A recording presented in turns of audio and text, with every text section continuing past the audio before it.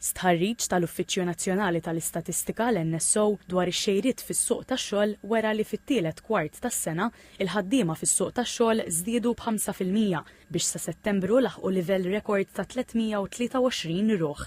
Mill-istħarriġ ħareġ li 80 persuna minn kull 100 tal-popolazzjoni li għandha bejn il-15 u l-64 sena qegħdin jaħdmu. L-akbar sem ta' persuni jaħdmu kien fost dawk li kellhom bejn il-25 sena u l-34 sena, kemm għall-irġiel u kemm għan-nisa. Joħroġ ukoll li ftit aktar minn 14% jaħdmu għal rashom. Skont il-Labour Force Survey, ftit aktar minn 10,200 ruħ jew 2.1% huma meqjusa qiegħda.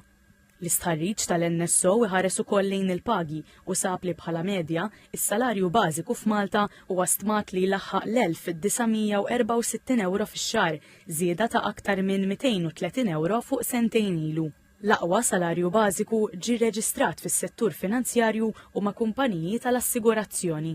L-aħjar salarji jilħqu aktar minn 3,159 euro fix-xahar għal managers, waqt li s-salarji medja l ħaddiema tal-IT huma fil-livell ta' 1,247 euro fix-xahar. Ftit aktar minn 38% tal-ħaddiema fis-suq tax-xogħol għandhom edukazzjoni f'livell terzjarju.